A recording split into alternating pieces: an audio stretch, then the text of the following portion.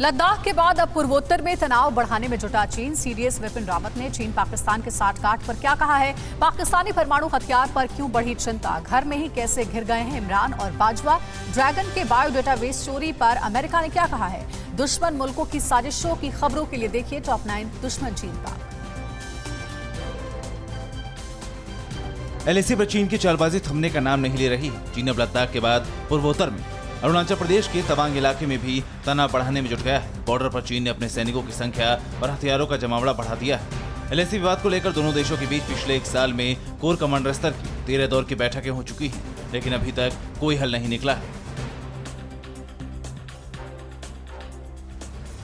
भारत के खिलाफ साजिश में चीन और पाकिस्तान की साठगांठ को लेकर सीडीएस जनरल विपिन रावत ने एक बार फिर आगाह किया है। उन्होंने कहा है कि ड्रैगन की महत्वाकांक्षाओं के कारण दक्षिण एशिया की स्थिरता पर खतरा है। जनरल रावत ने कहा है कि चीन दक्षिण एशिया और हिंद महासागर क्षेत्र में अंदर तक सेंध लगा रहा है, जिससे वो अपनी स्थिति को मजबूत कर सके। चीन अपने धोखेबाजी से बाज नहीं आ रहा तो उसका दगाबाज दोस्त पाकिस्तान अलग चालबाजी में जुटा है। चीन से भीख में मिले टैंक के बल पर बाजवा की सेना राजस्थान बॉर्डर से सटे इलाके में युद्धाभ्यास में जुटी है। ये भारतीय सीमा से महज 100 किलोमीटर दूर है। पाकिस्तान की इस्लामिक कट्टरता में दुनिया भर को खतरे में डाल दिया है। विदेश नीति विश्लेषक बूसार्ट ने कहा है कि पाक सरकार और सेना में ऐसे कई लोग हैं जो तालिबान की वापसी से खुश हैं और उसे अपना समर्थन दे रहे हैं। हालात ऐसे हैं कि आगामी दिनों में पाक सरकार और कमजोर हो सकती है, जिसके चलते उसकी परमाणु तकनीक तालिबान तक पहुंच सकती है।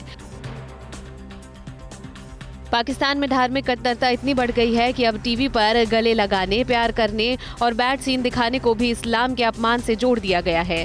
Pakistan electronic media regulatory authority ने टेलीविजन चैनलों को इस बारे में बाकायदा नोटिस जारी किया है। अथॉरिटी का कहना है कि इसे लेकर उसे कई तरह की शिकायतें मिली थीं। कट्टरपंथी इस्लामिक संगठन तहरीके लबैक पाकिस्तान का मार्च राजधानी इस्लामाबाद की ओर कूच कर चुका है। इसे रोकने के लिए इमरान सरकार ने पैरामिलिट्री फोर्स के करीब 500 जवानों और 1000 फ्रंटियर कर्मियों को तैनात किया है। शुक्रवार को टीएलपी कार्यकर्ताओं और पुलिस के बीच हुई झड़प में 3 पुलिसकर्मियों समेत 5 की मौत हो गई थी।